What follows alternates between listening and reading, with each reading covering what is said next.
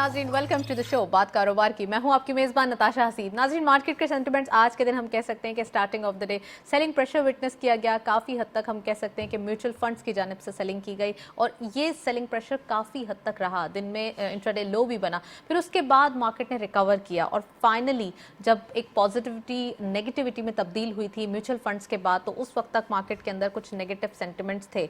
अब हम जो एक क्लोजर टाइम पे सिचुएशन देख रहे हैं वो पॉजिटिव नोट दिखाई देती है। इन्वेस्टर्स की जानिब से बाइंग की गई और साथ साथ ओवरऑल जितना ही हम कह सकते हैं वो रिकवरी नोट देखा जा रहा था, यानी 45,000 का लेवल जो है वो लूज हो गया था, आज के दिन वो दोबारा इंटैक्ट दिखाई दिया और आज एक सेलिब्रेशन जो पॉजिटिविटी की तरफ क्लोजर साइड पे दिखाई दी है, वो अब बाकी के 2 दिन भी हो सकता है कि यही इंपैक्ट दे और मार्केट के अंदर यही सेंटिमेंट्स प्रिवेल हो। फर्स्ट सेगमेंट की तरफ चलते हैं।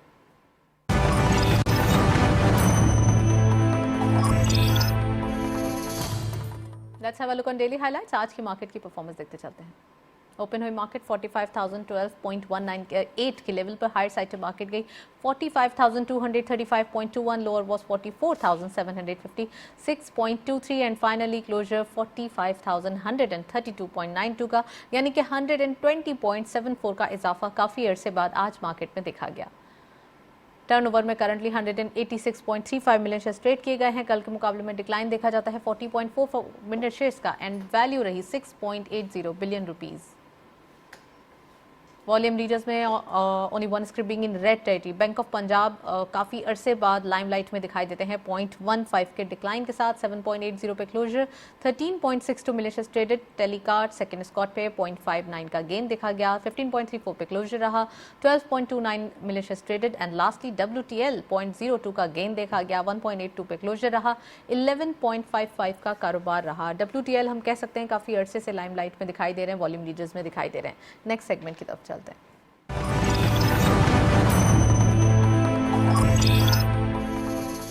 टॉपिक ऑफ द डे में आज हम बात करने वाले हैं उस सेक्टर के बारे में जिस सेक्टर पे अभी तक हम कह सकते हैं कि इतना ज़्यादा काम नहीं हो रहा, या फिर उस सेक्टर को एक हम कह सकते हैं ना कि इनोवेटिव सिचुएशन में वहाँ देखा नहीं जा रहा।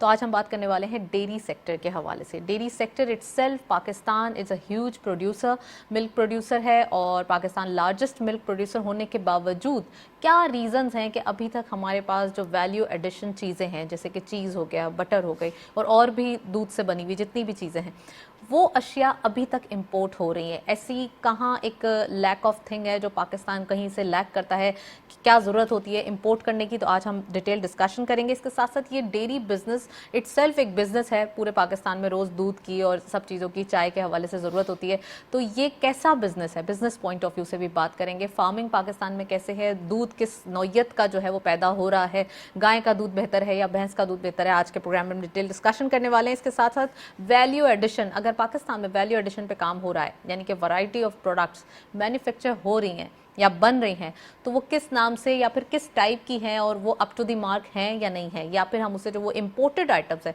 उनसे कम्पीट कर सकते हैं या नहीं कर सकते। तो आज के प्रोग्राम में एक्सक्लूसिव गेस्ट हमारे पास मौजूद हैं, उनको खुशामदीद कहते हैं। हमारे साथ मौजूद हैं जमील मेमन साहब, आप चेयरमैन हैं Sindh dairy livestock and breeding farm के। अस्सलाम वालेकुम sir, welcome to the show.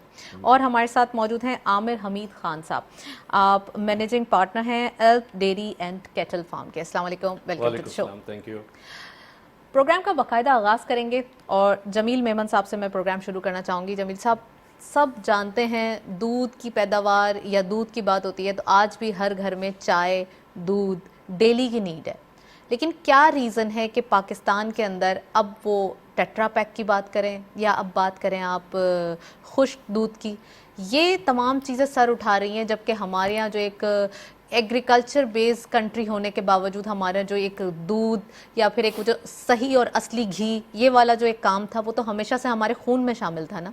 तो कैसे देख रहे हैं अब ये जो ट्रेंड बदलता हुआ दिखाई दे रहा है? देखें, ये जो इसके लिए थोड़ा आपको बैकग्राउंड जाना पड़ेगा। यूएसए में दूध के प्राइस फार्मर को फिक्स मिलते हैं। जब मैं 2017 में था तो 39 या 41 सेंट पर लीटर गवर्नमेंट बाउंड थी बाइंग करने के लिए।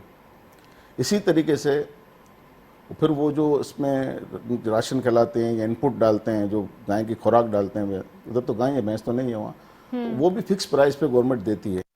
अगर प्राइस बढ़ जाती है वहाँ कोई इंटरनेशनली तो गवर्नमेंट पे करती है। तो उन्होंने सब्सिडाइज किया हुआ इनडायरेक्ट।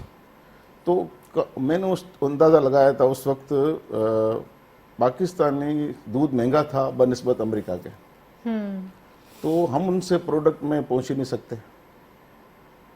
चीज़ वगैरह इनके पास इतना डंप है, इतनी अपना, एक तो प्रोडक्शन ज़्यादा है और दूसरा इनकी सब्सिडी बहुत ज़्यादा है। और ये मिल्क पाउडर हम इंपोर्ट करते हैं तो वहाँ उसको हम पाबंदी लगा नहीं सकती, हमारी गवर्नमेंट ना ड्यूटी लगा सकती है उनके ऊपर, क्योंकि WTO के तहत साइन करके आए हमारे पहले हुक्मरान।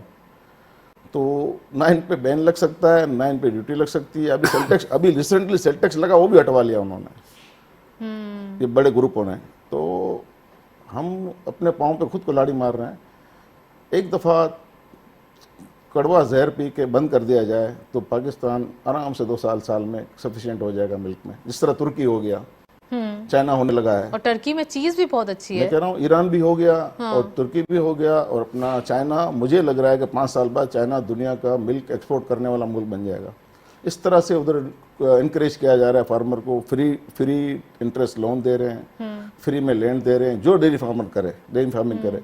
और उसके लिए और बहुत सी फैसिलिटीज़ में टच में रहता हूँ इनके साथ, जो दुनिया की बेहतरीन गाय का इनका जो एम्ब्रियो होता है या सीमेन कह लें उसको, वो चाइना 5-5 साल का एडवांस बुक कर लेता है अमेरिका से, ताकि हमारी नस्ल बेहतर से बेहतर दूध देने वाली हो जाए। और अभी लेटेस्ट न्यूज़ है कि 2 महीने पहले चाइनीज़ का हाई डेलीगेशन वफ्द आया था लाहौर में, तो उनके पास भैंसें भी हैं हमारी तरह चाइना में। तो उन्होंने कहा कि हमारी भैंस इतना दूध नहीं देती जितना आपका सिंध की या पंजाब की भैंसें दूध देती हैं। तो यहाँ से वो उसका IVF टेक्नोलॉजी के ज़रिए उसकी बच्चादानी में एक होता है, वो उसको लेके जा रहे हैं। यहाँ बाकायदा लेब लग गई इनकी लाहौर में। अच्छा। और ये मैंने उनसे चाइनीज से मिला था, उसने कहा हम 27,000 रुपये का बेचते हैं वहाँ, ये आपका एक भैंस का एम्ब्रियो कह लें उसको, IVF टेक्नोलॉजी थोड़ी नई है। तो वो बेबी हमारी वहाँ जाके पैदा हो जाएगी, उनकी भैंस में वो इंसेमिनेशन हो जाएगा, बीज ब्रीड हो जाएगी फिर। हाँ, और ब्रीड हमारी वाली आएगी। ओके। उनकी भैंस की सिर्फ वो अपना मदर यूज होगी। ओके। तो बहरहाल ये इस तरह से सीरियस हैं ये लोग, और हमारे इतने यहाँ आगे की सोच रहे हैं ये लोग, इतने आगे की सोच रहे हैं। और ये मैंने उसको पूछा, मैंने कहा भैंस का क्यों दूध? बोला पाकिस्तानी 350 रुपये किलो भैंस का दूध चाइना में अभी है और मिल नहीं रहा है। और इससे ये जो हाई लेवल का जो है वो तबका उधर का खाने वाला जो है, वो भैंस के दूध से ज़्यादातर मोज़रेला चीज़ बनती है जी। और दुनिया में मोज़रेला चीज़ बनाई जाती है गाय के दूध से, लेकिन वो मयार नहीं होता उसका इंटरनेशनल। तो मोज़रेला चीज़ बनती ही भैंस के दूध से। तो वो यहाँ भी सोच रहे हैं कि हम 1 लाख भैंस पंजाब में रखें चाइनीज़। अब नेक्स्ट आ रहा है इंशाल्लाह मार्च में इनका वफ्त, तो यहाँ से हम प्रोडक्ट बना के ले जाएंगे। और इनके बड़े लंबे प्रोग्राम हैं, अल्लाह करे इन्वेस्टमेंट करें, अच्छी बात है मुल्क के लिए। लेकिन ये कि इतना सीरियस हैं यहाँ, हमारे यहाँ इन्वेस्टमेंट करें लेकिन हमारे पास के जो एम्प्लॉयमेंट हो वो हमारे पाकिस्तान की जनरेट हो, तो फिर फायदा दोनों मुल्कों का इंशाल्लाह होना ये होगा चाहिए। ज़रूर। अब ये मेरे से भी वादा किया है कि हम आपसे सिंध में मुलाकात करेंगे। मैंने कहा आ जाएँ, मैं आपको पूरी फैसिलिटी दिखाऊंगा, जहाँ पे दिल करे। पंजाब करे, ये भी हमारा मुल्क है, ये भी हमारा मुल्क है, जहाँ दिल करे आप करें। तो बहरहाल ये कि दूसरे हमारे से फ़ायदा उठा रहे हैं, हमारे अरबाब इख्तियार सोए हुए हैं। देखो आज तक ज़राअत में हमारा 48% लाइफ स्टॉक का हिस्सा है, और हमें 5% जो ज़राअत में लोन आती है उसका 5% भी हमें नहीं मिलता। 95% गंदम उगाने वाले को या कॉटन उगाने वाले को या चावल उगाने वाले को चला जाता है ज़रूरी तरक्याती बैंक से लोन। डेयरी सेक्टर को उन्होंने निगलेक्ट किया हुआ है। तो ये ज़्यादा दिन नहीं चल सकेगा। 200 रुपये दूध हो जाएगा अगर इस तरह किया इन्होंने हरकतें, लोकल मार्केट में बिल्कुल 200 हो जाएगा। क्योंकि देखें आप, हमारे यहाँ से कोई चीज़ पर पाबंदी नहीं है, फीड बन के जा रही है, फीड का रॉ मटेरियल एक्सपोर्ट हो सकता है, कोई पाबंदी नहीं है, नील ड्यूटी, ज़ीरो ड्यूटी जा रहा है। अब वो जो मिडिल ईस्ट में हमारा जो रॉ मटेरियल जा रहा है, उनको जो रेट मिलता है, उनके यहाँ तो रिच है ना पीपल, उनके तो चपरासी की तनख्वाह भी 1.5 लाख है पाकिस्तानी। तो वो दूध उनको तो बारे में है, हमारा किसान मर जाएगा, हमारा आवाम मर जाएगी। यहाँ हमारे यहाँ इसी तरह हमारे यहाँ से गोश्त भी जा रहा है बेहिसाब। तो 700 रुपये हो गया है बड़े का गोश्त, करीब 1000 रुपये सुनोगे अब 2-3 महीने में। बकरे का हो जाएगा 2000 का। हमारा गरीब आवाम नहीं खा सकेगी। वो फिर वही जो फार्मर वो ब्रायलर चिकन होती है तो उसके ऊपर वो आ जाएंगे फार्मिंग शुदा, तो वो तो ग्रोथ हार्मोन है, अल्लाह दुश्मन को ना खिलाए ब्रायलर, मैं तो ये बोलूँगा। चले आमिर साहब के ऊपर आते हैं। आमिर साहब, काफ़ी डीमोरलाइज दिखाई देते हैं जमील साहब के जो थोड़े से कमेंट्स हैं, तो मैं चाहती हूँ कि आप पाकिस्तान की इंडस्ट्री में पोटेंशियल है, हम ये नहीं करेंगे कि हम क्रिटिसाइज करें या फिर हम ये कहें कि हम सुने रोना शुरू हो जाएं, हम अपना काम और अपने जो एक पोटेंशियल है उसको यूटिलाइज करने का जो सोल्यूशन है उसकी तरफ जाएं। सोल्यूशन कहाँ दिखाई देता है, और अगर हम इतना ज़्यादा पोटेंशियल रखते हैं तो क्या ऐसी चीज़ है जो हमारे आगे हर्डल बनी हुई है, उसको कैसे हटाना है? ठीक है, अच्छा देखें, पहले तो ये है कि जैसे जमील मेमन साहब ने कहा कि गवर्नमेंट सपोर्ट तो इम्पॉर्टेंट है जी। यहाँ पे डेयरी पाकिस्तान में बड़ी एक इंटरेस्टिंग फील्ड है। मैं 2.5 साल से इस काम में हूँ, पहले बैंकर रहा, तो हाँ ये भी एक अलग जी सब्जेक्ट है कि बैंकर रहा। 23 साल बैंकिंग के बाद इधर आए तो हमने इसके डायनेमिक्स देखे। यहाँ पे फार्मर भी अनऑर्गेनाइज्ड है, अच्छा, गवर्नमेंट सपोर्ट भी नहीं है कि अच्छा, दोनों चीज़ें हैं, यानी फार्मर की तरफ से भी। अच्छा, अब मैं आपको इंटरेस्टिंग चीज़ बताऊं, हम जैसे अपनी फार्मिंग में टेक्नोलॉजी का बड़ा इस्तेमाल कर रहे हैं, लेकिन हमारी जो रिटेल हो रही है मेरे सेल फोन के ऊपर मौजूद है कि भाई क्या हमारी लाइव जो सेल हो रही है मुझे यहाँ पे दिख जाएगी अपने फ़ोन के ऊपर। लेकिन जब हम ये करने के लिए गए तो हमारे जो इर्द गिर्द के फार्मर्स थे, देवर लाइक कि यार ये आप लाखों रुपए क्यों खर्चा कर रहे हो इसके ऊपर। इसी तरह जब भी हमने टेक्नोलॉजी में, छोटी सी आपको एक बात बता रहा हूँ, जब भी हमने टेक्नोलॉजी पे इन्वेस्टमेंट की बात की तो हमें यही जवाब आया कि भाई ये आप पैसा, इससे अच्छा आप एक गाय खरीद लें, इससे अच्छा आप एक भैंस खरीद लें, वो आपको दूध देगी और आपको फायदा होगा। अच्छा, थोड़ा सा ये कि फार्मर की अप्रोच तब्दील करने की ज़रूरत है। हमें शायद इंडिया की तरह कोऑपरेटिव मॉडल, आपको अमूल का तो शायद पता होगा कि अमूल जो है किस तरह काम करती है, और वो दुनिया की 20 बड़ी डेयरी कंपनीज में से अब एक अमूल बन गई है आज की तारीख में। तो बहुत सारे, तकरीबन 36 लाख जमील साहब फार्मर्स हैं उसके अंदर, अमूल के अंदर। तकरीबन 36 लाख फार्मर्स ने एक कोऑपरेटिव मॉडल बनाया और वो सब मिलके काम कर रहे हैं। अब यहाँ पे क्या है, एक फार्मर, हमारा 80% फार्मर जो है वो तो छोटा फार्मर है जी, वो तो 5 या 10 ऐसी भैंस जानवर रखता है अपने पास। अब वो जब वो 5 या 10 एनिमल्स के लिए कोई भी चीज खरीदने के लिए जाता है उसको महंगी पड़ेगी। कोऑपरेटिव मॉडल में क्या होता है, मैं एक मिसाल के तौर पे आपको बता रहा हूँ। कोऑपरेटिव मॉडल में ये होता है कि जब आप हम इस प्लेटफॉर्म से बिलोंग करते हैं जी, और आप बल्क में परचेज करते हैं। जब आप बल्क में परचेज करते हैं तो आपका एक मसला हल होता है कि आपकी फीड कॉस्ट जो है वो आपको नीचे हो जाती है। जी, चारा, जो इसमें तो बहुत सारे आइटम्स हैं, मल्टीपल आइटम्स हैं उसके अंदर। तो खैर मैं गवर्नमेंट की बात नहीं करूंगा, मैं फार्मर वाली साइड की, क्योंकि जमील साहब ने गवर्नमेंट वाला एरिया कवर कर लिया अच्छा खासा। लेकिन उन्होंने बिल्कुल सही कहा कि अभी जो हमारा भूसा है वो एक्सपोर्ट हो रहा है, हमारी कुछ जो फीड्स हैं वो एक्सपोर्ट हो रही हैं। उसकी वजह से हुआ ये है कि लास्ट 2 ईयर्स के अंदर 2 सालों में फीड कॉस्ट जो है तकरीबन 75% बढ़ गई है।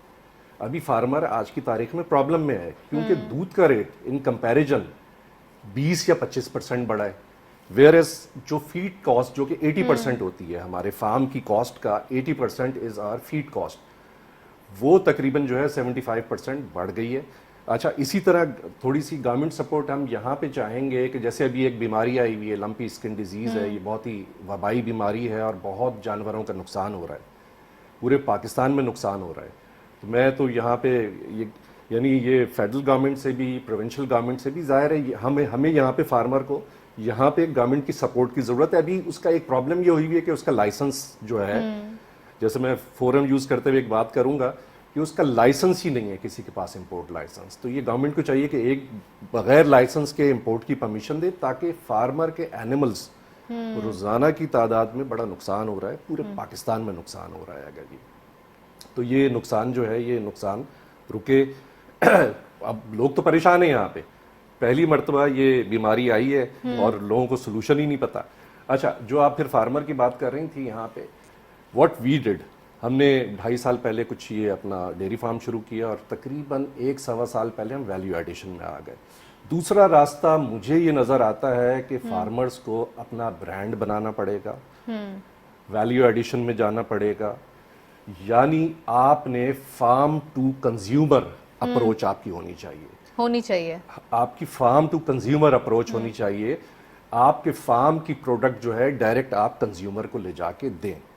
ये मॉडल, जैसे ये इंडिया में तो बहुत सारी डेयरी कंपनीज काम कर रही हैं, अगर हम उसकी मिसाल के तौर पे लें तो यहाँ पे आपको ऑर्गेनाइज्ड ऑर्गेनिक के अंदर आपको कंपनीज तो नजर आ जाएंगी डब्बे वाली, लेकिन ऑर्गेनिक साइड पे आपको कंपनीज यहाँ पे नहीं नहीं है, मिलेंगी। उसकी तरफ जाना पड़ेगा। सर मैं यहाँ आपको पॉज करूंगी, अभी हम चलते हैं ब्रेक की जानिब, साथ रहिए।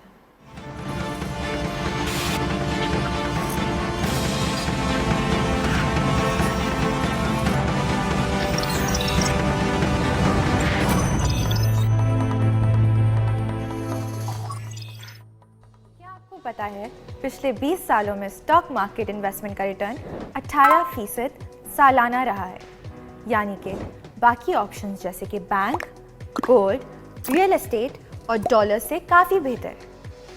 अब आप KSB की K-Trade ऐप से घर बैठे डायरेक्ट इन्वेस्टमेंट कर सकते हैं। अकाउंट ओपन करने के लिए www.ksb.com पर जाएं और ओपन अकाउंट पर क्लिक करें। ऑनलाइन फॉर्म में डिटेल्स जैसे कि नाम, एड्रेस, ईमेल और KYC डॉक्यूमेंट्स जैसे कि NIC की कॉपी, प्रूफ ऑफ फंड्स और बैंक स्टेटमेंट अपलोड करें। अब बस K-Trade अकाउंट में पैसे ट्रांसफ़र करें और स्टॉक मार्केट में पाकिस्तान की बेस्ट कंपनीज में बआसानी इन्वेस्ट करें। K-Trade, अब इन्वेस्टमेंट करे हर कोई।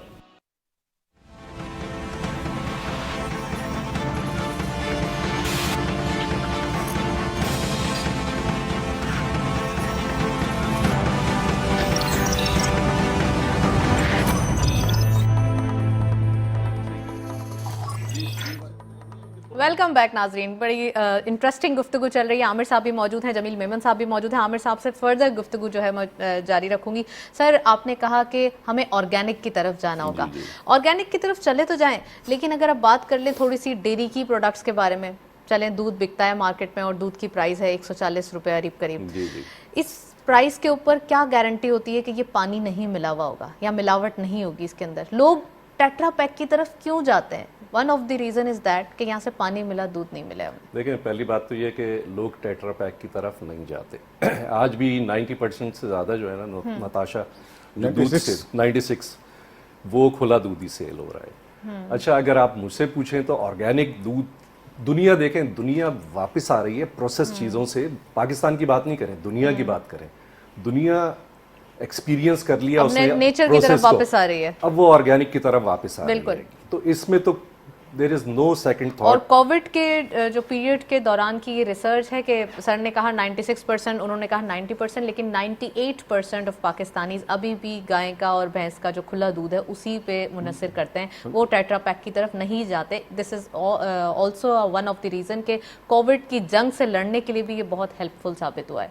बिल्कुल ऐसा ही है, बिल्कुल ऐसा ही है उसमें।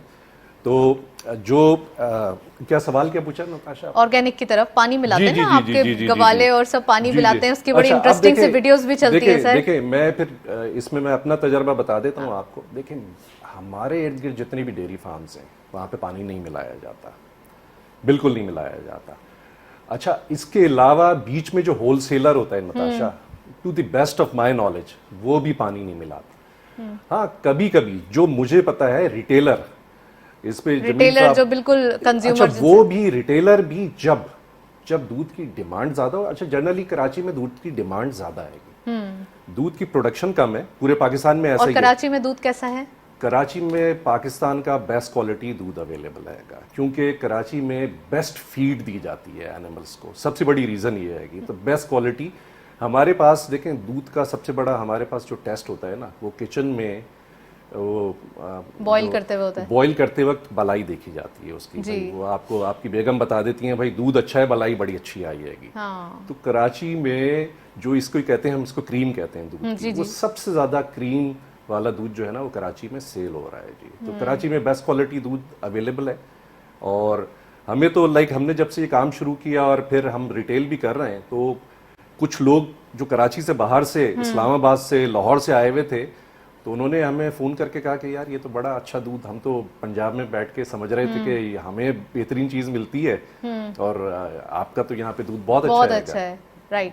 चलिए मैं जमील साहब से कमेंट लेना चाहूँगी। जमील साहब, सर ने कहा कि पानी नहीं मिलाते और इनकी मालूमात के मुताबिक, लेकिन हमारी मालूमात के मुताबिक पानी के अलावा भी और बहुत सारी चीज़ें मिलाई जाती हैं दूध के अंदर, ऐसा है? आप आ गई हैं मल्टीनेशनल कंपनी के प्रोपेगेंडे में। वो दूध टीवी पे सारा दिन दिखाते हैं कि दूध में पानी मिलाया, ये किया। वो जो बेचते हैं वो तो दूध ही नहीं है, वो दूध ही नहीं है। राइट। तो फिर हम सही हैं या वो सही हैं? नहीं, मैं सही और गलत पे नहीं जा रही, मैं तो सबके क्रिटिक्स का जवाब दे रही हूं। हम तो सबके जवाब आप जो आ गई ना इसकी बातों में, तो उसके पीछे 20 अरब रुपए लगे हुए हैं सालाना, मीडिया का बजट उनके पास। हमारे पास तो 20 बिलियन बजट नहीं है। बिल्कुल। मल्टीनेशनल तो 24 घंटे में 24 चैनल चला लें, कोई न किसी की एडवर्टाइज आ रही होगी, पैकेज दूध की जो भी चलाते हैं, चाहे खुश दूध हो चाहे वैसा और हो। उस पर जस्टिस साकिब निसार का आखिरी ऑर्डर था कि इस पे लिखो कि ये दूध नहीं है, और बॉक्सेस पे ये लिखा गया इसके बाद कि ये दूध नहीं अगर है। कोई बेवकूफ पीता है तो उसकी बेवकूफ़ी है फिर वो। अच्छा सर, ये भी है कि वो मार्जरीन लिखते हैं, बटर नहीं लिखते। मार्जरीन है वो तो सिर्फ तो वेजिटेबल ऑयल है, इसमें हाइड्रोजन प्रोक्साइड गुजारी है उन्होंने। ओके। हाँ, और वेजिटेबल वो ऑयल थोड़ा सा मार्जरीन कह लो आप। मैं एक वो चीज सॉलिड उसमें आ गया। जी सर हाँ, please। सॉलिड आ गया उसमें। बिल्कुल ये जुल्म है, ये किसी दुनिया में कहीं नहीं हो सकता पाकिस्तान के अलावा इस तरह से। यहाँ सर क्यों अलाउ किया जाता है लोगों की सेहत के साथ? ये अगर अच्छा नहीं है सेहत के लिए। देखिए, ये मल्टीनेशनल कंपनी है और इन पर पाकिस्तानी कुछ दबाव नहीं डाल सकते ज़्यादा। चले फॉर इंस्टेंस अगर एक मार्जरीन 200 रुपए का है, 250 रुपए का है, तो क्या इतना ही बटर 250 रुपए का अवेलेबल होगा? नहीं, इससे महंगा होगा थोड़ा। बटर महंगा होगा। हाँ, बटर महंगा होगा। मार्जरीन सस्ता दे सकते हैं, वो तो यही घी है, वेजिटेबल घी खा लेंगे, यही खा लेंगे। अच्छा। तो उससे बेहतर बटर खाना चाहिए, उसूलन खाना ही है तो। और ये जो आप कह रहे हैं ना दूर बाहर के बटर आते हैं, उसमें मैंने तो कभी जिंदगी में नहीं सोचा खाने की वो, क्योंकि उनके यहाँ जो खुराक खिलाई जाती है वो हमारे मुसलमानों के लिए सही नहीं है, उनके जानवरों को हलाल नहीं है। हलाल नहीं है, बिल्कुल 100% हलाल नहीं है। मैं दावे से कहता हूँ। अब सऊदी अरब में डेयरी क्यों लगी? इसीलिए लगी कि वो उधर से हराम जानवर की चर्बी आ रही थी उसमें, जब इन्होंने पकड़ लिया तो उन्होंने बंद कर ओह दिया। माय गॉड, तो ये तो बड़ा एक अपनी उन्होंने लगा ली ना डेयरी। अल शाफी अल मराई, दुनिया की सबसे बड़ी डेयरी अल मराई इस वक्त। शाफी 3,25,000 गायें 10 साल पहले थी, अब तो पता नहीं ज़्यादा होंगी। दुनिया की सबसे बड़ी डेयरी सऊदी अरब में है, डेयरी फार्म अल मराई और शाफी के नाम से 2। तो उन गवर्नमेंट ने सपोर्ट की। उनको जब पता चल गया कि ये हो रहा है हमारे साथ, तो सर पाकिस्तान के अंदर क्यों नहीं इस टाइप का इकदाम होता कि वो हराम और हलाल में फर्क? ऑब्वियसली हमारा मजहब भी इजाजत नहीं देता। उनके लिए हराम नहीं है, वो सही करते हैं अपनी जगह पर। हमारे लिए हराम है ना वो, उनके लिए तो अलावा खाते भी हैं और सब चीज़ करते हैं वो तो इसलिए जितना हो सके इंसान ये जो इम्पोर्टेड चीज़ के हैं इससे बचे आदमी। और यहाँ तक है कि ये जो चीज़ आप खा रही हैं बाहर की, ये डेयरी प्रोडक्ट, ये भी डेयरी प्रोडक्ट नहीं है, बहुत सी चीज़ें जी। जब तक मैंने इंक्वायरी की, मैंने बहुत इंक्वायरी की इसके लिए, और इंशाल्लाह पहुंच जाऊंगा वहां तक मैं तो। लेकिन इट डिपेंड्स कि अगर वो टर्की या ईरान से आ रही हैं तो फिर उनकी प्रोडक्शन सही वो होगी। मुस्लिम कंट्री है, जी। वो नहीं हो सकता। लेकिन वो जो एनालॉग चीज़ बोलते हैं उसे, एनालॉग मीन्स आर्टिफिशियल चीज़, वो भी समझो कि बाय प्रोडक्ट होती है, घी की है इसकी उसकी। और ये प्रीमिक्स मिल्क पाउडर आता है, उससे बनाते हैं। आप जो यहाँ चीज़ समझ के अच्छी समझ के खाते हैं, वो मोज़रेला चीज और उसमें बड़े बड़े से लाइंस बन रहे हैं और आप शौक से खा रहे हैं उसे। एनालॉग चीज़ ज़्यादा बिक रही है, क्योंकि एनालॉग चीज़ इसलिए बिक रही है कि वो ख़राब नहीं होती है। अगर मैं ओरिजिनल चीज़ बनाऊँ, मैंने बना भी ली 5-6 प्रोडक्ट अपने फार्म पर, हमने सारा मशीनरी हमने ले ली, सब कुछ ले लिया, लेकिन उसकी सेल्फ लाइफ बहुत थोड़ी है। उसको डी फ्रीज में इसमें रखना पड़ेगा 4 सेंटीग्रेड में। तो ये पड़ी हुई 8 महीने बाहर धूप में, जिस तरह डब्बे का दूध, जैसे हाँ, डब्बे का दूध 8 महीने बाहर रख दे नहीं फटेगा, है ही नहीं दूध तो क्यों फटेगा? दूध की जिंदगी सिर्फ 4 घंटे है एक्चुअल मैक्सिमम, इसके बाद नहीं फटता। इसका मतलब कोई ना कोई इसमें केमिकल डला हुआ है या वो दूध नहीं है। राइट। वैसे आप उसको बॉईल कर लें तो फिर तो वो बॉईल रह करेगा 10-12 घंटे, फिर बॉईल करना है, वरना फिर फट जाएगा। फिर फट जाएगा। बिल्कुल सही, ये वेरी राइट। ये निशान है इसमें। अब इसको आप पैकेट के दूध को कुत्ते को डाले नहीं पिएगा, दही नहीं बनेगा। नहीं, कुत्ता नहीं पिएगा। अब सबसे बड़ी मिसाल ले लें, ओह माय वो गॉड, सूंघ के छोड़ देगा, नहीं पिएगा वो। तो अब इट मींस कि ये दूध है ही नहीं, इसके अंदर आर्टिफिशियल चीजें लोगों हैं। को टीवी से, मीडिया से वो कर करके ये, और इतनी सुपर हीरोज बना के वो टेट्रापैक का हीरो आता है, फाइट करता है और गवाले को मार के गिरा देता है। मैं कह रहा हूँ ना कि बस ये बदनसीबी खेल है हमारे मुल्क की। कॉर्पोरेट मार्केटिंग जो है ना नताशा, तो क्यों इतना ज्यादा आगाही दी जाती है कि भाई खुला नहीं पियो, डब्बे की तरफ जाओ, डब्बा ही सेफ है? बस ये मार्केटिंग स्टंट्स हमारे है। अरबाब इख्तियार जो उनको सोचना चाहिए कि ये ना नहीं होता, दुनिया में कहीं नहीं होता। सर प्राइम मिनिस्टर साहब ने तो पहले ही कहा था कि जिस घर में अगर एक भैंस हो और वो दूध देने वाली हो, तो एक गांव में आप देखें ना कितनी अच्छी सेहतें होती हैं, उनको प्रॉब्लम ही नहीं है कि वो आराम से जो है वो दूध निकाल लें और उसी से जो है वो उनका गुजर बसर हो रहा है। आप इतना सोच लें कि हमारे आबा और अजदाद जो थे वो हमसे ज्यादा सेहतमंद थे यहाँ में। चले सर, ठीक है, चलें। अब अजदाद की बात भी हो रही है, लेकिन मैं आमिर साहब से पूछना चाहूंगी। आमिर साहब, चीज की बात हो रही है, क्वालिटी भी तो मेंटेन करें ना हम। हम टेस्ट के ऊपर जाते हैं, हम इम्पोर्टेड चीज़ों पे सबसे पहले हमें ज़रूरत ही क्यों पड़ती है? क्योंकि हमारे पास वो चीज़ अवेलेबल नहीं है। तो या तो फिर वो अवेलेबल हो और अच्छी चीज़ हो वो, जिसमें कोई टेस्ट और क्वालिटी के हवाले से वो अप टू द मार्क हो, फिर अगर आप बोलें तो वो बनता है। बिल्कुल। अच्छा, पहले दो चीज़ें मैं दूध के ऊपर बात करना चाहूँगा कि जो थोड़ा सा डब्बे का दूध जो है ना, देखें दूध जो है वो फटेगा भी, वो दही भी बनाएगा, वो मक्खन भी बनाएगा। जो चीज़ फट नहीं रही है, मक्खन नहीं बना रही है, दही नहीं बना रही है, वो फिर दूध की कैटेगरी में नहीं आएगा। अच्छा, फिर एक बाकी तो अब दुनिया की रिसर्च तो अपनी जगह पे, आपकी एक ऑब्जर्वेशन भी होती है ना। मैं कुछ 10 साल में भी डब्बे का दूध यूज़ करता रहा। अच्छा, पिछले 10 साल से खुला दूध यूज़ कर रहा हूँ।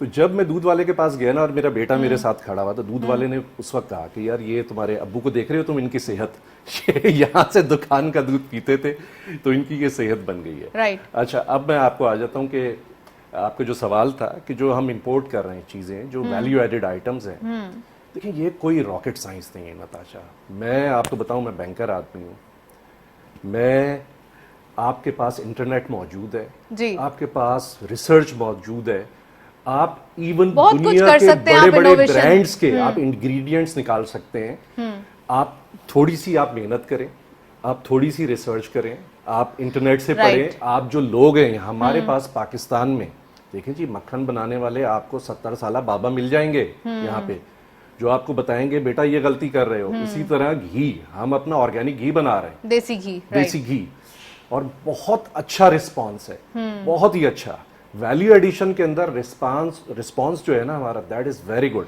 अच्छा सर, आपने कहा कि हम बना सकते हैं, हम पीछे नहीं रह सकते। बात ये हो रही है कि पाकिस्तान ऑलरेडी एक ह्यूज प्रोड्यूसर है मिल्क का, तो हम सिर्फ अपनी ही डिमांड को फुलफिल करें, इंपोर्ट को डिस्करेज करें और साथ साथ एक्सपोर्ट की तरफ आए, क्या हम वो कर सकते हैं? अगर दूध की लाइफ 4 घंटे, तो फिर 4 घंटे में एक्सपोर्ट के हम कैसे सोच सकते हैं? देखिए, पहले तो आप ये समझें कि आपके पास दूध की डेफिशिएंसी है इधर।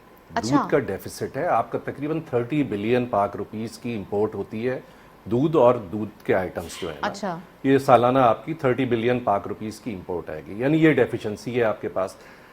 डेफिशिएंसी पे का सबसे बड़ा जो रीज़न है वो ये है कि आपकी दूध की जो इंडस्ट्री है वो बफलो के ऊपर डिपेंडेंट है। 60% पाकिस्तान में बफलो मिल्क कंज्यूम होता है, 36% काउ। ये दुनिया में इट्स वाइस वर्सा, 80% काउ होता है, दुनिया में कुछ 14% बफलो के इस्तेमाल होता है इधर जो है ना। अब बफलो जो है उसकी अगर आप बात करेंगे, वो दूध बहुत कम देती है। भैंस जो है वो गाय जैसा दूध नहीं देती है, कि दूध बहुत कम देती है। फिर बफलो की ब्रीड डेवलपमेंट के ऊपर to the best of my knowledge कोई काम नहीं हुआ है। अब वो ब्रीड डेवलपमेंट पे काम नहीं हुआ, तो वो इन 25 साल बाद जो मुझे नजर आया पिछले ये काम करके 2.5 साल में, शायद वो तो इंस्टिंक्ट हो जाए। बफलो ब्रीड जो है 25 साल बाद जमील मेमन साहब नजर आएगी बफलो, जिस तरह वो स्लॉटर हो रही है और सारी चीज है उसके अंदर, यानी हम बफलो को बढ़ा नहीं रहे, उसकी दूध नहीं बढ़ रहा। अच्छा, अब महंगी हो जाएगी, बहुत महंगी हो गई है, बहुत हो जाएगी, 100% महंगी हो गई है 2 साल में। 1.5 लाख की भैंस आज 3 लाख की मिल रही है। अच्छा, अब प्रॉब्लम हमारे पास क्या है कि हमारा एनिमल, 5 एनिमल हमारे आज की तारीख में इतना दूध देते हैं जहां पे बाहर की एक गाय देती है। ओके, समझ रहे हैं आप? यानी 5 एनिमल हमारे मिलके। सर अभी तो जमील साहब ने बताया कि चाइना की जो भैंसें हैं वो कम दूध देती हैं, तो पाकिस्तान से वो ये एक्सपीरियंस करने के लिए, ये प्रैक्टिकल करने के लिए लेके जा रहे हैं। जी जी, वो जमील साहब ने बताया बफलो का। देखें, मैं फिर आई रिपीट, मैं अभी कंपैरिजन कर रहा हूँ दूध को, यहाँ पे काओ और बफलो की मैं इधर वो नहीं कर रहा, उसमें फर्क नहीं कर रहा। तो गाय तो 30-30 लीटर दूध देती है। एक हमारी सिंध की भैंस जो है, जो कि कुंडी भैंस है, वो तकरीबन 4-5 सेर एवरेज दूध देती है। नीली रावी जो है थोड़ा सा 6-7 सेर दूध दे देती है, इससे ज्यादा आपकी भैंसें दूध नहीं देती हैं। जी जी, एक वक्त का मैं बता रहा हूँ, इससे ज्यादा दूध ही नहीं देती हैं। तो आपको ब्रीड डेवलपमेंट पे काम करना पड़ेगा। आपके पास एनिमल तो हर्ट तो बढ़ रहा है, आपकी आबादी भी बढ़ रही है, आपकी कंजम्पशन भी पर कैपिटा बढ़ी है जी। तो उस हिसाब से आपकी पीछे से दूध की सप्लाई नहीं आ रही। तो एक्सपोर्ट की बात तो जब आएगी, देखिए आप अपना मुल्क तो पूरा कर लें। हाँ। हम तो अभी चारे पे भी यही कह रहे हैं कि भाई पहले चारा जो है आप हमें तो दे दें, फिर आप एक्सपोर्ट कर दीजिएगा। जी जी जी। तो अभी तो 30 अरब रुपए की जो आप डेफिसिट है, जो आप दूध इंपोर्ट कर रहे हैं, वो पहले आप पूरा करें। और वो मेनली ब्रीड डेवलपमेंट से, कुछ टेक्नोलॉजी इन्हांसमेंट से, और हमारे पास एक और चीज़ भी है, 15 to 20% मिल्क जो है वो ज़ाया हो जाता है क्योंकि हमारे पास कोल्ड स्टोरेज नहीं है, आपके पास कोल्ड चेन्स नहीं है, यानी ट्रांसपोर्ट भी नहीं कर सकते ना आप उसको स्टोर कर सकते अच्छा। हैं जी। जैसे ये भी एक मेमन issue साहब है। ने बताया कि 34 डिग्री पे दूध निकलता है और जैसे ही दूध जानवर से निकला उसकी गिरावट शुरू हो जाती है, डिटोरेशन शुरू हो जाती है, उसे ठंडा करना पड़ता है। 4-5 घंटे होते हैं, अगर आपने उसको ठंडा कर लिया तो ठीक है, फिर वो हो चल जाएगा, जाएगा, वरना नहीं। वरना तो वो फिर चले जमील साहब के ऊपर आते हैं। जमील साहब, बिल्कुल आप कुछ ऐड भी कर रहे थे, लेकिन ये भी बताइएगा कि एक बफलो की बात कर रहे हैं, वो ओवरऑल कितना टाइम होता है कि वो दूध दे सकती है और फिर उसके बाद उसको स्लॉटर के लिए दिया जा सकता है? ऐसा तो नहीं ना कोई दूध देने वाली गाय को या बफलो को जो है वो स्लॉटर करने के लिए इजाजत दे दें? ये एवरेज 10 से 12 महीने दूध दे सकती है भैंस, अच्छा, बच्चा देने के बाद। ठीक है। इसके बाद उसको फिर रिसाइकल में बेचते हैं, फिर वो प्रेग्नेंट होती है, फिर उसके बच्चा आता है 10 महीने में, फिर वो 10-12 महीने के लिए 2 साल अच्छी लगते हैं इस खुराक, प्रोसीजर। अच्छी खुराक है तो आप 10 लैक्टेशन ले सकते हैं उससे, अच्छी खुराक, अच्छी केयर है तो। और अब जो पहले जो था भैंस का, चलें सर, यहाँ मैं आपको रोकूंगी, एक ब्रेक की जानिब चलते हैं, साथ रहिए।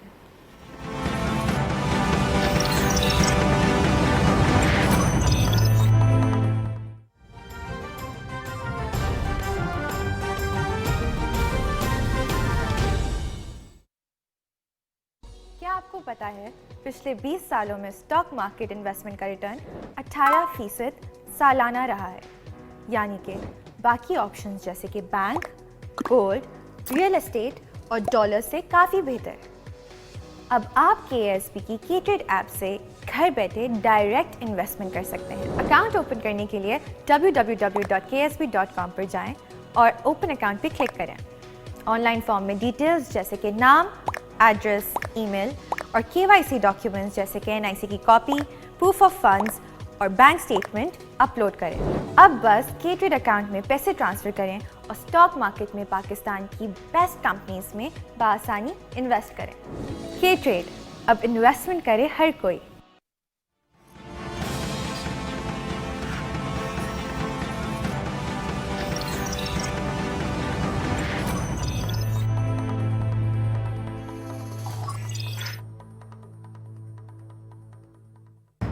बैक नाज़रीन, गुफ्तगू जारी है। जमील साहब भी मौजूद हैं, आमिर साहब भी। तो जमील साहब, आपसे गुफ्तगू जारी थी, भैंस के हवाले से जो है वो रिसर्च के ऊपर बात हो रही थी।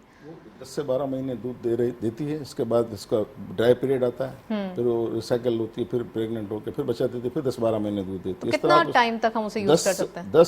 14 साल लाइफ है भैंस की टोटल। अच्छा, इसमें आप 10 ले सकते हैं वो अपना बच्चे, उससे 9 या 10 बच्चे ले सकते हैं। बहुत अच्छी लाइफ है उसकी। जैसे अमेरिकन गाय जो उन्होंने हाइब्रिड गाय बनाई है या क्या कहते हैं जेनेटिफाइड, थोड़ा वो किया है जेनेटिकली, वो सिर्फ 2.25 साल चलती है।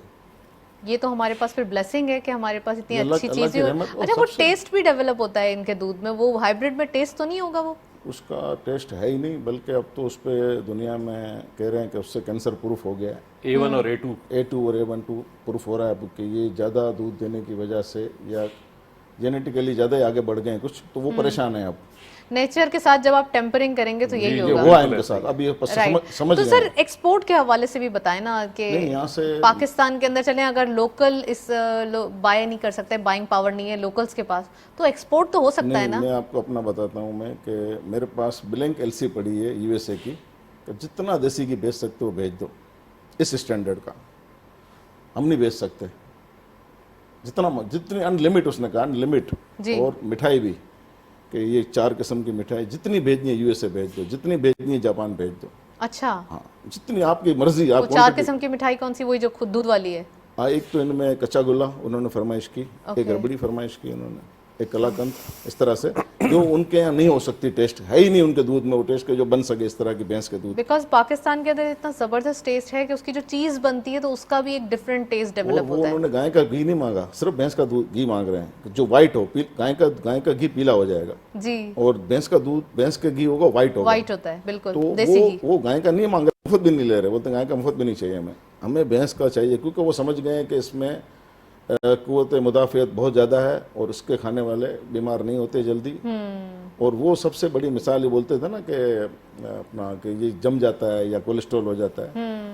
देसी घी की एक निशानी है, इसको डीप फ्रीज में जमाने के बाद हथेली पे रखना, आप पिघल के नीचे मेल्ट निकल हो जाएगा। मेल्ट हो जाएगा। अच्छा जब सर, यहाँ मेल्ट हो जाता है तो अंदर तो 37 सेंटीग्रेड है। ओ फिर तो रुकना ही नहीं है। और दूसरा ये कि मैं इंडिया में था 2008 में 9 में, वाराना डेयरी पे मेरा विजिट था, आर के पाटिल साहब उसके चेयरमैन थे। तो बड़ी बेचारे ने मुझे इज्जत दी, भावभगत की। तो फिर खुल के बताया उन्होंने कि ये 6 लाख लीटर दूध वो इस्तांबुल की तरह कलेक्शन कर रहे थे। जी जी। 6 लाख लीटर कलेक्शन करके वो क्रीम निकाल के भैंस का दूध बरनी में पैक करके, काला ढक्कन था और गाय के दूध का लाल ढक्कन था, घी का। उससे मैंने ये सवाल किया, मैंने कहाँ भेजते हो? बोला ब्लैंक एलसी पड़ी है अमेरिका की, ब्लैंक जितना मर्जी भेज दो। तो वो समझ गए कहानी। 2500 दिस इज द रीजन कि उनकी एक्सपोर्ट के नंबर्स भी डेली बेसिस पे इंक्रीज हो रहे हैं। इंडिया से 3500 रुपए किलो घी जा रहा है भैंस का देसी। सर हमारे पास से भी तो जा रहा होगा ना, हमारे यहाँ से बहुत जा रहा है। तो हमारे यहाँ से कितने रुपए किलो जा रहा है? 2500 के लगभग जा रहा है। क्यों हमारे यहाँ क्यों इतना ज्यादा? आस्ते आस्ते वो उन्होंने, एक ने इंडियन ने तो मटकी में दूध, मटकी में देसी घी दिया है, मट्टी की मटकी में। अच्छा, ड्रामाबाजी, प्रेजेंटेशन अच्छी है उसकी। तो सर आप भी कर लें, आपको किससे रोका है प्रेजेंटेशन से? फैंसी आप बनाएं, ग्रेजुअली आस्ते आस्ते हो जाएगा वो भी। लेकिन अच्छा। ये मतलब वो क्या झूठ करते हैं कि हमने ये देहातियों से दूध इकट्ठा किया, देहाती औरत ने बिलोवा मक्खन, उससे हमने घी निकाला, तो और ये डायरेक्ट हमारा, उसी में वो पैक करके ये हमारा 3500 का है। बहरहाल सच भी हो, ऑर्गेनिक। ऑर्गेनिक। अब वो सच झूठ अलग को पता है, लेकिन बहरहाल लेकिन हो रहा है। अब उनको समझ आ रही है बाहर वालों को कि ये बेस्ट हमसे आगे हैं ऑर्गेनिक में, इंडिया पाकिस्तान। और ये मुस्तकबिल अच्छा है इंशाल्लाह। मैं तो एक जुमला बोलता हूँ उनको, अपना सरकारी ऑफिस में life stock dairy development board का डायरेक्टर भी हूँ 6 साल से। सबसे बड़ा बोर्ड है लाइफ स्टॉक के बारे में, लेकिन जीरो, कोई अमल नहीं हो रहा, कुछ भी नहीं। बिल्कुल सर, मैं लाइव स्टॉक पे भी आऊंगी, लेकिन मैं चारे के ऊपर ही बात करना चाह रही हूँ। मैं कह रहा हूँ ना कि जिस मुल्क में 12 महीने गर्मी हो, 4 फसलें ले सकता हो, वो मुल्क गरीब हो ही नहीं सकता। बिल्कुल, हमें एग्रीकल्चर पॉइंट ऑफ व्यू से भी काम 4 करने की फसलें कौन जरूरत लेता है। है दुनिया? अमेरिका में 1 फसल लेते हैं सिर्फ, बर्फ गिर जाती है 8 महीने। हमारे यहाँ तो 4 फसलें लेते हैं ना रेगुलर। फिर भी हम अपनी डिमांड फुलफिल नहीं कर सकते। अब तो ऐसे ग्रास आ गए हैं। ये जहांगीर तरीन साहब का अल्लाह भला करे, आज से 15-20 साल पहले उन्होंने रोड ग्रास मंगाया। अच्छा, रोड ग्रास मंगाया, वो 5 साल तक मुसलसल आप काटते रहो उसको, और 40 मरतबा लगाएं और 40 दिन बाद हो जाता है। ये इन्होंने इंट्रोडक्शन कराया अपना, रेमियार खान में लगाया, मैं देख के आया उनका 800-900 एकड़। फिर अब तो सब सारी दुनिया ने लगा लिया। एक मैंने मंगाया किंग ग्रास अमेरिका से, उसका हाइट बहुत लंबा है, वो 16.5 फुट है कद इस वक्त मेरे पास, और 20 साल चलेगा। आप उसको 60-70 डेज बाद कट कर लें, फिर वो टिल्स निकालेगा, फिर टिल निकालेगा। उसको 15 से 20 साल चला सकते हैं आप। तो अब तो ये होता सिर्फ गर्मी में ज़्यादा अच्छा है, बरसात में। सर्दी में थोड़ा सा रुकावट आ जाती है उसमें। तो हमारे पास तो सर्दी है ही नहीं सिंध में, तो एक 15 दिन मुश्किल से पड़ती हो। तो अल्लाह ने ऐसे अभी सब, तो ऐसी घास वगैरह का, ऐसी जो अब ये रिसर्च बेस्ड है, तो इससे कोई जमीन पे या जरखेजी पे उसकी असर तो नहीं पड़ता?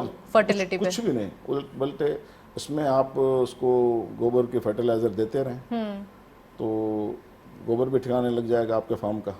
जी, सारे काम हो जाएंगे। सारे काम हो जाएंगे। चलें आमिर साहब, लाइव स्टॉक की बात हो रही है। लाइव स्टॉक के हवाले से भी बकरा ईद आती है, ऑलरेडी स्लॉटरिंग होती है as a Muslim based country, और ये सुन्नत भी है। तो आप समझते हैं कि स्लॉटर होने से भी कोई इश्यूज आते हैं या नहीं आते? क्योंकि आज तक तो, जब से दुनिया आबाद है, जब से तक तो आए नहीं अभी तक इश्यूज। नहीं, स्लॉटर होने से इश्यूज समझा नहीं नताशा आपका सवाल। ये इस हवाले से कि आपने ब्रीड कम होने की बात जी की जी, ना, देखें, चाहे गाय हो चाहे। देखें, हमारे पास ये रेगुलेशन सर्कुलर तो मैंने देखा था कुछ 6-8 महीने पहले, कि एक सर्कुलर था कि जिसमें फीमेल जो थी उनकी स्लॉटरिंग जो थी वो मना की गई थी। लेकिन आप हमारे जिस स्लॉटर हाउस के ऊपर चले जाएं, वो हर तरह का एनिमल स्लॉटर हो रहा होता है। अच्छा। और ऐसे नायाब एनिमल, यानी मिल्किंग एनिमल स्लॉटर होते हैं कि वो अफसोस हो रहा होता है उसमें। यानी और रोजाना बिकने के लिए आए हुए होते हैं। जैसे हमारे पास भैंस कॉलोनी है, यहाँ पे रोजाना जानवर आते हैं बिकने के लिए। आप अगर सुबह वहाँ पे जाके देखें तो आप हैरान होंगे कि यार ये गाय या ये भैंस तो बहुत अच्छे दूध वाली होगी। अच्छा, फार्मर की भी यहाँ पे देखें, रेगुलेशन नहीं है, रेगुलेशन होनी चाहिए। फार्मर की शॉर्ट टर्म अप्रोच है। फार्मर कहता है मैंने एक लैक्टेशन पूरी कर लिया, अब इसको कसाई को बेचो। थोड़ी सी हिम्मत करे, उसको कोई उस पर रिसर्च करे, कोई कोशिश करे कि यार किसी तरह, जैसे मेमन साहब ने मुझसे पूछा था भाई आप रिसाइकिल कर रहे हैं, हमारा जो डिजाइन है, हमारा जो मॉडल है वो रिसाइकलिंग का है। हम अपने ही पास अपने ही जानवर को रिसाइकिल करते हैं। हमारी कोशिश नहीं होती कि हम उसको बेचें या कसाई को दें, क्योंकि उसमें होता ही ये है कि ये देखें ये भैंस की ब्रीड खास तौर पे अभी मेमन साहब ने बात की कि दुनिया में डिमांड हैगी इसकी। अच्छा दूध आप अगर टेस्ट की और चस्के की बात करेंगी तो भैंस जैसा दूध तो है ही नहीं। बिल्कुल। न्यूट्रिशन वैल्यू में ठीक है, उसमें एक डिबेट हो सकती है गाय और उसकी तो, लेकिन अगर आप इसकी क्या कहते हैं भैंस की इसकी बात करें तो इसको तो हमने किसी तरीके से प्रिजर्व करना है और ये गवर्नमेंट काम करेगी। अच्छा। इसको रेगुलेशन गवर्नमेंट बनाएगी, सही है जी। गवर्नमेंट उसकी ब्रीड डेवलपमेंट के ऊपर काम करेगी, गवर्नमेंट इंसेंटिवाइज करेगी, जो कि पंजाब में तो इंसेंटिवाइज किया हुआ है कि कटा पलाई वहां पे कहा जाता है। शायद केपीके में भी है जमील साहब, नहीं पंजाब में है खाली। यानी आप अगर भैंस का बच्चा पालते हैं तो वो आपको 6,000 रुपए देते हैं, सब्सिडी देते हैं। अच्छा। तो इस तरह आपको यहाँ पे भी आप सब्सिडीज दें। अदरवाइज तो देखें कराची जैसे शहर में वैसे ही चारा गांव के मुकाबले में महंगा हो गया, हमारी कॉस्ट हर चीज महंगी हो गई। तो हमारे लिए तो बच्चे पालना बड़ा मुश्किल काम है। तो इंसेंटिवाइज गवर्नमेंट लेवल पे करना पड़ेगा। मैं एक इजाफा करूं, राइट, चलें जमील साहब। हमारे इधर को पॉलिसी नहीं है। हमारे यहाँ से मिडिल ईस्ट गोश्त जा रहा है, ज़्यादा से ज़्यादा 80 किलो 100 किलो का जानवर होता है, वो कट रहा होता है स्लॉटर हाउस में। और अमेरिका में 600 किलो से कम काटना जुर्म है। अच्छा। 600 किलो जानवर होगा तो स्लॉटर होगा, वरना नहीं करने देंगे, ताकि पूरे पैसे वसूल हों। और हमारे 80 किलो का वो जा रहा होता है, 100 किलो का। जितने सर बकरा ईद पे भी तो कटते हैं ना, बकरा ईद पे भी तो डिमांड होती है। वो दूध वाले नहीं होते हैं, उसके लिए अलग पलाई होती है, उसका अलग फार्मिंग। नहीं तो लाइव स्टॉक के हवाले से बात कर रहे हैं ओवरऑल। नहीं, दूध वाला जानवर नहीं होता वो ज़्यादातर हमारे पास बहुत ब्रीड है अल्लाह के फजल से पाकिस्तान में, कि जैसे धनी हो गई या अपना बावलपुरी हो गई, चोलिस्तानी तो दूध की बहुत ज़्यादा अच्छी है। जी। तो उसमें से जो लगती है कि दूध के लायक नहीं है, या उसको स्लॉटर हाउस अपना कुर्बानी में डाला जाता है जी, खूबसूरती के लिहाज से। उसको पैसे मिलते हैं खूबसूरती के, गोश्त के पैसे नहीं मिलते कुर्बानी में।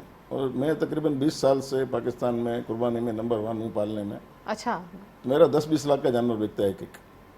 इस तरह हम पालते हैं उसको। खूबसूरत जानवर, बड़ा जानवर और जो। अच्छा सर, मीट के एक्सपोर्ट की भी बात कर रहे थे आपने, अभी जिक्र किया था कि गाय का यानी कि बीफ और मटन जो है वो काफी एक्सपेंसिव हो भी गया है और होने भी वाला है, बहुत जल्दी हो जाए। तो जब ये इतना एक्सपेंसिव है, लोकल डिमांड को छोड़कर एक्सपोर्ट की तरफ ज्यादा जा रहे हैं। कितने ही बड़े बड़े ब्रांड्स हैं जो अभी भी मटन बहुत ज्यादा एक्सपोर्ट कर रहे हैं, कितना ही जानवर एक्सपोर्ट हो रहा है, उसके बारे में भी कमेंट करें। इसमें ऐसा था, मैंने एक बार वफाकी वजीर को दी थी सलाह कि एक्सपोर्ट करें, हमें ज़रूरत है फॉरेन एक्सचेंज की।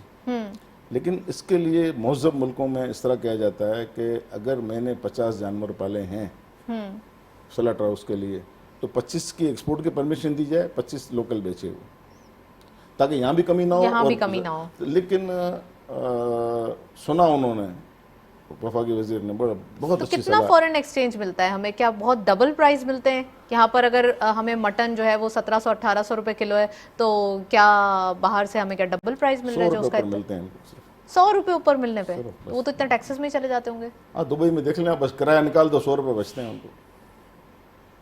और कोई कानून नहीं है ना कि कितने किलो का 6 किलो का बकरा जा रहा है अभी, 6 किलो गोश्त वाला बकरा कम से कम 40 किलो कर देंगे, 40 किलो से कम नहीं जाएगा तो 6 गुना पैसे मिलेंगे ना आपको उसी बकरे में। राइट। चले अभी सर, बगैर पायलट के जहाज है, ये समझ लें आप, बगैर पायलट के जहाज है। तो चले सर, किसी को तो पायलट बनना पड़ेगा। आमिर साहब ने जैसे कहा कि एक बीमारी आई हुई है और उससे निपटना जो है वो काफी डिफिकल्ट है, बड़ी भयानक बीमारी है। और 30% जानवर भैंस में नहीं आई है, सिर्फ गाय में ज्यादा गाय में आई है। मेरे भी खुद 5-6 जानवर गए, फिर हमने तो साउथ अफ्रीका से स्मगलर से मंगवा के कर ली। हर आदमी तो नहीं कर सकता जी। नहीं, साउथ अफ्रीका मिल रही थी, दुबई में नहीं अवेलेबल थी, यहाँ भी अवेलेबल थी, हमने फोन किया। ठीक है। तो मतलब गवर्नमेंट को जागना चाहना कि मंगा लेती, अलाउ कर देती, कोई भी इम्पोर्ट कर लेते भाई, मैं या आप या कोई भी। लेकिन अब तक तो किसी गवर्नमेंट के ऑफिसर का बयान ही नहीं है आज तक। राइट, बयान है किसी का अभी तक? तो चले सर, इस सेक्टर के ऊपर जो कि तवज्जो ज्यादा देनी चाहिए, अभी थोड़ी सी कमी दिखाई देती है। आपको एक बता दूं मैं कि हम चाइना से इंडस्ट्री में या उसमें तो पहुंच ही नहीं सकते। जर्मन, जापान, अमेरिका हार गए इंडस्ट्री में चाइना से। हम ज़रात में और लाइव स्टॉक में ही चाइना से दुनिया में हमारे पास है गुंजाइश आगे निकलने की। उसको हम ध्यान नहीं दे रहे हैं। ये हमारे लिए रीढ़ की हड्डी की हैसियत रखती है ज़रात और लाइव स्टॉक, और हम इंडस्ट्री के भाग रहे हैं। इसको दे दो, टेक्सटाइल हमारे एक इंडस्ट्री। सिर्फ हमारी लोकल डिमांड फुलफिल हो जाए तो सारी चीजों के जो होते हैं ना कि मुश्किलात सारी एक लम्हे में हल हो जाएगी। आमिर साहब प्लीज। 30 अरब का नताशा फॉरेन एक्सचेंज सबसे पहले बच जाएगा। सबसे एक्सपोर्ट की पहले तो बात बच आप जाएगा इसको छोड़ें। क्योंकि देखिए ना, हमें पेट्रोल वो तो इंपोर्ट करना ही जी, है, जी, लेकिन जी, जो चीज़ जी। अवेलेबल है उससे तो फायदा उठाएं। जी जी जी, आप सवाल पूछ रहे थे। अच्छा आमिर साहब, ओवरऑल वैल्यू एडिशन की बात हो रही है, जैसा कि अभी मैंने मटन का पूछा और मटन जो है वो एक्सपोर्ट हो रहा है, बचत भी नहीं है, इसके ऊपर कोई रोकथाम, इसके ऊपर कोई काम किया जाए, या पाकिस्तान में कोई ऐसा ब्रांड बना दिया जाए जिससे लोग दूसरी चीज़ों की तरफ नहीं बल्कि यहीं की तरफ ज़्यादा रहें? नहीं, ये तो देखें, पहली बात तो मीट मेरी जो है ना नताशा फील्ड नहीं है। मैं तो एक्चुअली डेयरी या उसमें As far as value dairy addition में- concerned, मैं आपको उसका फिर भी बता देता हूँ। जैसे मेमन साहब ने कहा कि आपको कुछ इसमें लॉजिकल पॉलिसी आपको ड्रॉ करनी पड़ेगी। ठीक है, हमें फॉरेन एक्सचेंज चाहिए, यहाँ पे एक्सपोर्ट ज़रूरी है, लेकिन ठीक है, एक फार्मर को आपको पता है 50 एनिमल हैं, आपने कहा 50% you can export and 50% you can sell in local market. आपको इस तरह का डिज़ाइन लेके आना पड़ेगा, अदरवाइज तो फिर होगा ये जो अभी जो हम फीड की भी बात कर रहे हैं, हम जो पिछले थोड़ा सा उस पर शोर भी मचा रहे हैं कि भाई वो सारी जो हम भूसा होता है, तूड़ी होती है, वो सब यूं ही एक्सपोर्ट हो गई। अब उनकी कैपेसिटी थी, उन्होंने महंगा ले लिया, यहाँ पे भी महंगा हो गया। अब यहाँ पे फार्मर की 75% जो है जंप कर गई कॉस्ट। तो आपको देखिए एक्सपोर्ट कुछ चीजें हैं जो अपने घर वालों के लिए इंसान एक डिसीजंस लेता है। बेसिक चीज है नताशा, एक्सपोर्ट से पहले एक्सपोर्ट इज इम्पोर्टेंट। आपने लोकल रिक्वायरमेंट पूरी करनी होती है, सही है जी। जब आपकी लोकल रिक्वायरमेंट पूरी हो गई, उसके बाद आप उसको एक्सपोर्ट कर दें। इंडिया 1 किलो तूड़ी भी नहीं एक्सपोर्ट करता है। इंडिया 1 किलो तूड़ी एक्सपोर्ट नहीं करता है, नहीं करता ना।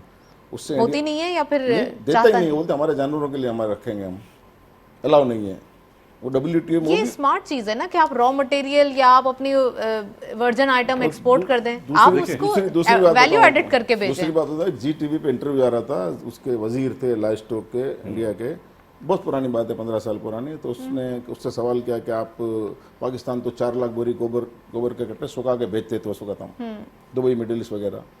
हमारे फर्टिलाइजर से ही वो ग्रीन हुआ है 99%। तो उसने कहा हम एक बोरी का कट्टा नहीं देंगे जी मिडिल ईस्ट को, एक कट्टा मतलब 25 किलो का। उसने क्यों, GTV में उसने सवाल पूछा, उसने बोला एक बोरी का कट्टा एक दाल के कट्टे के बराबर है मेरी नज़र में। अच्छा, तो वो है मुहब्बत वतन लोग, मुखलिस लोग। या किसी को पूछ लो कि या किसी वजीर को आप इंटरव्यू थोड़ा सा हम कह सकते हैं कि शायद ये कमी भी है, हमारे पास ये चीज़ें जो है वो सामने नहीं लाए जाते, एड्रेस भी नहीं होते ऐसे मुश्किलात या ऐसे जो है राइट सब्जेक्ट्स। जॉब नहीं है कोई भी, right, we need right man for the right job. अब यहाँ वजीर सेहत बन जाता है अपना पेट्रोलियम को, जिस पेट्रोलियम में जिसने PhD की है। सर अब पेट्रोलियम पुरानी वजीर और बन माजी की गलतियों को तो अभी सुधारा हो- नहीं अभी जा हो रहा सकता। है, अभी अब हो तो रहा सर काफी ऐसे डिसीजंस लिए जा रहे हैं जो पहले नहीं लिए गए, अनपॉपुलर डिसीजंस लिए जा रहे हैं। आमिर साहब, लास्ट नोट क्या आप कहना चाहेंगे पाकिस्तान की डेयरी इंडस्ट्री ओवरऑल, और खासकर बकरी के दूध के बारे में हमने बात नहीं की है, मैं चाहूंगी उसको भी ऐड कर लिया जाए। अच्छा चलें जी, बकरी का दूध भी बता देता हूँ, लेकिन ये अभी इंडिया की जो बात हो रही थी ना, हमें इंडिया का ये सारा अमूल की ये कोऑपरेटिव मॉडल, इसको वाइट रेवोल्यूशन कहा जाता है इंडिया का। और ये सर बकरी के दूध के बारे में बताएं अच्छा, प्लीज, चलिए, बकरी टाइम के नहीं दूध है जी। बकरी के दूध की बहुत ज्यादा डिमांड है इधर हमारे पास जो राइट। चलें जी, एक ब्रेक की जानिब चलते हैं, साथ रहिए।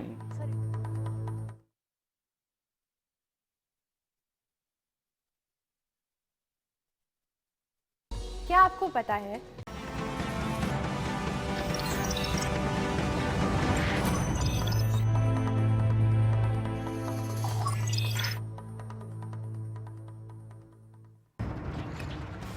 वेलकम बैक नाजरीन, लास्ट मोमेंट है प्रोग्राम के। आमिर साहब भी मौजूद हैं, जमील साहब भी। आमिर साहब, लास्ट मोमेंट है बकरी के दूध के हवाले से, प्लीज जी। अच्छा, ये हमारे लिए भी बड़ी इंटरेस्टिंग एक आप समझ लें इंकिशाफ था बकरी के दूध का, कि बकरी के दूध की कराची में बहुत ज़्यादा डिमांड है। डिमांड बेसिकली इन्फेंट्स के उससे शुरू हुई। इन्फेंट जो उनका जो दूध वगैरह था वो महंगा हुआ, और फिर जो है वो इतनी शॉर्टेज है कि दूसरे स्टोर वाले जो है ना वो हमसे मांग रहे होते हैं। हमारी अपनी रिटेल सेल तो अपनी जगह पे, वो कह रहे होते हैं भाई बकरी का दूध अगर थोड़ा सा भी बचे ना हमें दे देना। Very well, thank you so much. Aamir साहब आप मौजूद हैं हमारे साथ, जमील साहब आपका भी बहुत बहुत शुक्रिया प्रोग्राम में ज्वाइन किया। ओवरऑल आज हमने थोड़ा सा एक कहते हैं ना अनकन्वेंशनल चीज़ को टच करने की कोशिश की, और यही हमारे मुल्क की बैकबोन है, चाहे वो एग्रीकल्चर बेस्ड प्रोडक्ट्स हो, चाहे वो हमारे पास डेयरी की प्रोडक्ट्स हो। तो इन पर काम करने की जरूरत है। आज कुछ इशूज़ जो है वो हाईलाइट हुए हैं, कोशिश करेंगे कि जब नेक्स्ट टाइम इससे बात हो तो ये इशूज़ एड्रेस हो चुके हो। दैट्स ऑल, प्रोग्राम को वाइंड अप करते हैं, इजाज़त दीजिए, अल्लाह हाफिज़।